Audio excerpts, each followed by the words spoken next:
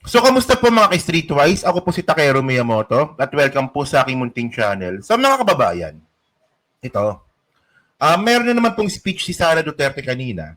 At ang sinasabi niya nga daw po, ito daw po, yung ginawa kay Digong, labag daw po sa batas. At pwede daw pong ipa-impeach si PBBM dito. O, di ba? Kapal ng mukha, no? Siya pa talaga magsasalita na ipapa-impeach si PBBM. Tapos, ang sabi nga ni Sara, extraordinary rendition daw po yung ginawa kay Digong. So ngayon tayo naman, di naman tayo abogado, pero nung ni-research ko nga po yung ibig sabihin ng extraordinary rendition, hindi po yun ang nangyari kay Digong. So ang point ko lang dito mga kababayan, gumagamit po ng word si Sara na hindi niya naman pala naiintindihan. Abogada, pero hindi niya alam yung mga sinasabi niya. O hello po kay Fel Marie Stinks, maraming salamat. So ito no, tinan niyo to. Duterte arrest constitutes extraordinary rendition, says VP Sara. Ito narinig niya lang to kay kay Kibuloy tapos ginaya niya na lang din. Mukha ni Sara, sarap tutukan no? So, sabi niya dito, Vice President Sara Duterte claimed Thursday her father Rodrigo Duterte arrest was case of extraordinary rendition and insisted that the International Criminal Court warrant issues for the former president was invalid unless reviewed by the Philippine court. Di ba? Invalid daw. Andun na nga sa dahig na huli na nga, invalid pa. Tanga talaga nito. Appearing via video conference, Sara Duterte attended Presidential System Senator Amy Marcos Senate inquiry into the elder Duterte's arrest. Di ba? So, sabi pa dito, in a statement, Vice President accused the administration of Ferdinand Marcos Jr. of unlawfully arresting her father on March 11 when he landed at the Ninoy Aquino International Airport upon arrival from Hong Kong. She called the arrest patently illegal. Di ba? Ano yun? Patently illegal. And constituted extraordinary rendition, stressing that there was no valid arrest warrant issued by the Philippine court. Okay. So ngayon mga kababayan, alam niyo na to Yung Republic Act 9581 ba yun? O di ba? Meron po pinagbasihan po yung yung pag-aresto kay Digong. Ang kulit naman ni Sara, tanga-tanga din to no? So para mas maganda, panoorin natin tong video ni Sara. Tingnan niyo to. Tingnan natin. Tingnan niyo to Kailangan gibuhat kay PRD. Yes. Yes. That is Kita nyo? Impeachable offense. Sabi ko sa inyo Impeachable offense daw po yung ginawa kay Digong. So, si PBBM po yung papa-impeach, hindi ikaw. Walang iya talaga nito. Hindi kayo papapayag ba kayo ng ganun? Ipapa-impeach si PBBM dahil pina-aresto si Digong sa ICC? Meron namang tayong binasihan na batas? impeachable offense no ilahang gibuhat kay PRD. Yes. Yes. That is the betrayal of public trust. Classic. Dili ni mo pwede kuhaon ang isa ka Pilipino dinhi sa sulod sa ato ang nasod. Unya dad-on nimo isakay nimo og airplane, dad-on nimo sa laing nasod ug ihatag nimo sa dayuhan niya. Mingon ka. Tanga talaga dito, tanga! Tanga talaga. Tanga! So, hindi daw pwede yon. Sabi niya, hindi daw pwede yon yung arestuin mo yung isang tao tapos dadalhin mo raw sa ibang bansa. So, ano yung basihan mo doon? Actually, paulit-ulit na ako dito. Nakailang content na ako dito. Sige, puntahan ulit natin. Visit na sana. Tanga-tanga talaga. Ano ba yan? Punta tayong Google. Hindi, para lang para sa hindi lang po nakakaalam. 9851. Puntahan natin. Meron kang batas, Sara. Ang kulit naman ng pagmumukha mo. Kapal din ng mukha mo RA 9851. Ang kapal ng mukha ito. Ang lakas man loko no? Puntahan natin to Tanga-tanga talaga nito. Isip na to. Inis ako. Sobrang tanga. Ako di naman ako abogado, pero marunong ako magbasa. Ikaw abogada ka, pero bobo ka ata magbasa ata, di ka marunong Ito yan merong batas mga ka-streetwise Republic Act 9851, meron jurisdiction. Anong bawal? Saan na ba yun? O, yan o. Jurisdiction. O, ano to? O, tingnan nyo ang sabi dito. O, in the interest of justice. O. So, kaya pwedeng arestuin si Digong ng ibang bansa dahil nga daw po sa hustisya. In the interest of justice nga eh. O. The relevant Philippine authorities may dispense with the investigation or prosecution of a crime punishable under this act. So, ito nga yung crimes against humanity. If another court or international tribunal already conducting investigation or undertaking the prosecution of such crime. So, may prosecution, may investigation. Pasok si Digong dito. Ulit ako dito eh. So naman, Sara naman. Tanga-tanga mo naman. Ayan eh. Ang nakalagay dito, if another court or international tribunal. So yung ICC, mga kababayan, international tribunal po yun. Tapos ang nakalagay pa dito, nakalagay dito sa baba, no? The authorities may surrender. May surrender or extradite. Saan nung bawal? Boba mo talaga, tanga-tanga mo. May surrender. Pwede mo siyang i-surrender dun sa ibang bansa, basta international tribunal siya. Hindi mo siya pwede i-surrender sa ito.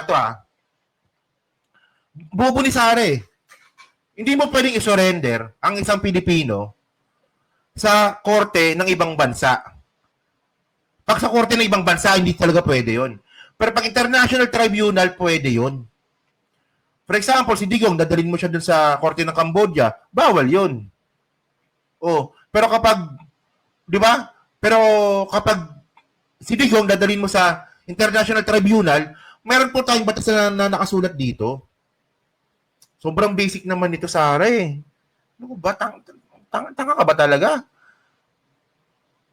Tapos gusto niyo maging presidente to? Come on. Tignan niyo pa, sige pa. Hindi na siya pwede. Ang tawag sa international law, extraordinary rendition. It's a crime. Dili na siya pwede mo. Kanang ginaingon mo nga impeachable offense, tama din na siya, sir. Siya dapat ang i-impeach. Sayang ibuhat kay President. Sabi ni Sara, ito daw po ay international rendition. Ano? Tama ba? So ngayon, puntahan natin. Ano ba big sabihin ng sinasabi niya? Puntahan natin. Sabi niya dito, saan na ba yun? Sabi niya dito, extraordinary rendition pala. So ito ito yung kung sinabi ni Sara extraordinary rendition. So sabi dito, extraordinary rendition, di ba? Extrajudicial practice carried out by US government agencies. So sa US lang pala ito, no? Of transferring a prisoner to a foreign country for the purpose of detention and interrogation. Those agencies asserted that practice exempted detainees from illegal safeguards of afforded to prisoners under US in international law. Okay. So, yung sinasabi nga ni Sara, yung isang prisoner is dadalhin po sa foreign country for the purpose of detention and interrogation. Mga kababayan, si Digong ba in-interrogate ba doon sa ICC? Hindi. Hinaharap niya yung kaso doon. Magkaiba po yung interrogation doon po sa pagharap sa kaso. Doon pa lang palpak na si Sara eh. So yung ano na yan, yung sinasabi ni Sara na extraordinary rendition, ang pinakamotibo mo dapat dito is dadalhin mo si Duterte sa ibang bansa para interrogate. Interrogate pa si Digong sa ICC, di ba? Hindi naman.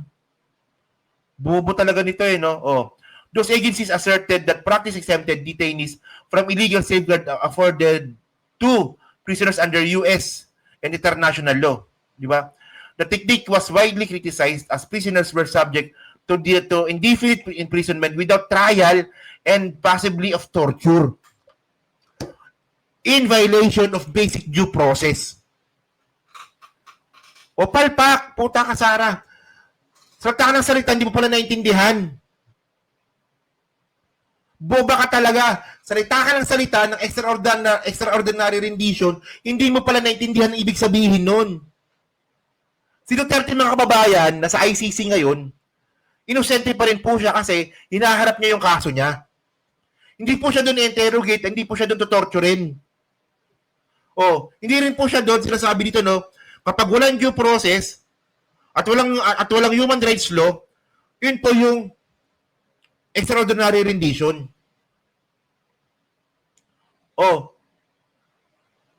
So salita ka ng salita, hindi mo pala naintindihan. Kuha niyo yung point ko mga kababayan.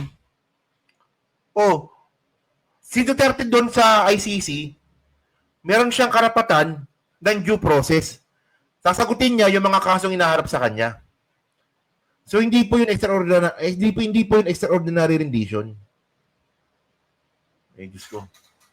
Matalino pa si Binay sa'yo eh.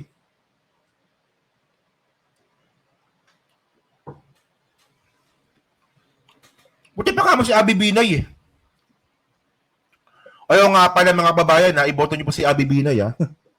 Ayan, then, buboto ko pala. Pero sa inyo po yun, kung gusto niyo iboto. Pero sa akin, buboto ko po siya. Diba? Kasi, kung patalinuhan lang naman yung pag-uusapan, mas matalino naman si Abby Binay kumpara kay Sara. Isipin nyo ha, salita ng salita, si Sara Duterte ng extraordinary rendition, hindi niya pala naintindihan. Ako ba? Parang ito, no? Ito, speaking of Abby Binay pala, no? Ito. Panoorin nyo to, no? Dito po tinablan ni Sara, dito po sinagot ni Abby Binay si Sara Duterte about sa bigas. Wala lang, gusto ko lang daanan. Siguro yung sinabi ng Ayan. suspicious yung timing. Sasabihin mo pa sa mga tao, after the election na lang ha, nung pa lang ibibigay yung murang bigas kasi sasabihin na namumuliti na ako. Hindi naman kung ganun ang trabaho ng gobyerno eh. Hindi. Galit ako ngayon kasi hindi eh. Hindi ako galit ngayon, Mark, kasi mas gwapo pa rin ako sa'yo. Mas gwapo pa rin ako sa'yo. Ay, dyan yung tropa natin si Mark Ramos, ha? O nga, talo yung Lakers natin, eh, no? Sige. Kung magbibigay mo na ngayon, ibigay mo na. Hindi mo pwede sabihin na, mag-aantay ako ng magandang timing. I don't agree when we say it's too late because the president has only been, this is a mid-year, it's only been 3 years. So kumbaga sa accomplishment kaya na meron na siyang nagawa in the first 3 years of his administration. You also have to remember na ang daming problema that are beyond the control of the president when it comes Ang daming problema nga, Abby Binay. Dumadagdag pa si Sara. Nga. to inflation, when it comes to cost of electricity, when it comes to the cost of gas and diesel, which are really beyond his control. And that is the reason why government has to step in with the subsidy. Hindi naman mo kayang bilhin yung bigas sa farmer kasi kung bibilhin mo yan ng 16 pesos, lugi-lugi po yung farm. Kaya nga po ibinibigay na nga ng 20 dahil may subsidy na manggagaling sa gobyerno. Because Ayaw nga, no? Maganda si Abby Binay, no? Hindi tulad ng ate niya. Nanlait pa talaga. Ay, di ba? bagsak po ang presyo ng bigas ngayon. Kaya kailangan talaga ng tulong. Tumutulong na yung gobyerno, pinipitasan na rin. Ano nga, no? Morena, no? Si Abby Binay, no? Morena. Yung nga, maliit lang kasi na babae ito, eh, no? 5'1", 5'2", yung height nito. Di ba? So, yun nga mga kababayan, di ba? Buti pa nga si Abby Binay pinagsalita, alam niya sinasabi niya eh. Si Sara, extraordinary rendition, di niya alam ibig sabihin. Lawyer din po, Si Abby Binay din pala, lawyer din po pala siya. Sino mas nakikitaan niyo na pagiging lawyer? Si Sara o si Abby Binay? Extraordinary rendition? Hindi alam, ginagamit niya sa mga talumpati niya, hindi niya alam. O ngayon, itong buti pa nga si Abby Binay, salita, actually panoorin nyo siya. Panoorin nyo si Abby Binay sa mga rally sa Alyansa. May laman yung sinasabi. May laman yung sinasabi. Hindi po katulad ni Sara salita, di ba, mabobobo po tayong lahat. Oh. At syempre mga kababayan, no, ito ako naniniwala po ako dito, no, sa sinasabi ni Abby Binay, na eventually, gagawin niyo po na paraan po ito. Di ba? Kasi po nagawa niya na po sa Makati ito. Ako nga gusto kong lumipat sa Makati eh. Hindi nga, seryoso. Gusto ko lumipat sa Makati. O, di ba? O, kung bibili ako ng condo siguro sa Makati siguro. O, dilipat ako ng dilipat ako ng ng rehistro. O, Abby Binay pushes for stronger preventive healthcare. Nagawa na po ito sa Makati. Pag kayo po, taga Makati po kayo, pag nakasakit po kayo, libre po ospital. Basta meron kayong green card ba tawag doon sa Makati? Green card, di ba? Yung mga taga Makati dyan, tama, di ba? Green card tawag doon, no? O sa Pembo, di ba? O. Sabi ni Abby Binay, no, I advocate for better preventive healthcare in the Senate. I believe preventive healthcare is more important because it costs much less than treating more serious illness, Abby Binay said in Filipino. Diba? We must prioritize, so blah blah whatsoever. Kasi kahit na anong sabihin dito ni Abby Binay, kahit hindi na nga po siya magsalita, alam na po natin na nagawa na po ni Abby Binay ito. Nagawa na po ni Abby Binay ito sa Makati. Oh. So, yan, sama po natin sa Abby Binay. Ang importante po kasi mga kababayan, maging fair po ang impeachment trial. At naniniwala po tayo na si Abby Binay magiging fair po yan. Di ba? Si Fiona graduate ng recto. Di ba? Hindi, at saka, no, naalala nyo nung 2016 election? Naalala nyo yun? Pwede nyo namang balikan yun eh. Nung 2016 election mga kababayan, tinanong po yun. Tinanong kung yung mga presidentiables na si Digong, si Grace Po, si Binay, si Marojas, apat lang sila nun. Wala si Miriam nun eh. So tinanong sila nun kung sila ba ay pabor na ipalibing si Apple Lakay sa libingan ng mga bayani. Ang sumagot po ng yes, si Digong at saka si Binay, yung Jojo Mar Binay. So tapos nung ni-research ko nga mga kababayan, Ilocano pala tong si Binay na tatay. Oy, DJ Byron, no? Shout out sa iyo, ah. O, di ba? So, yun lang, di ba? So, ngayon, at least, na-compare po natin si Binay at si Sara. Si Sara, nagsalita, hindi niya naintindihan. Extraordinary rendition in your face. Extraordinary rendition your face. Talagang salita, hindi niya naintindihan pala. Walang yan na yan. Oh. So, yan na. So, yan po mga babae, no? So, yan po sa Team Replay, no? Ano nga po masabi nyo nga po dito, sa sinabi ni Sara Duterte na extraordinary rendition na hindi niya pala naintindihan ng ibig sabihin. So, kayo ba, nakita nyo ba yung pagkakaiba po ni Binay tsaka ni Sara? So, sino ba sa tingin ninyo mas matalinong abogada? Si Sara ba o si Binay? Abby Binay. Pag si Sara sinagot nyo dyan, tanga-tanga nyo. Puta, extraordinary rendition, di alam. Bobo ang puta. So, kaya comment na po sa baba, binabasa ko pong lahat yan. At syempre, dyan po sa Team Replay, pa-like, pa-subscribe, pag naman kalabisan, pa-share na rin po ng video po na to. So, thank you mga kababayan, and then, may last topic pa pala tayo. Kalimutan ko.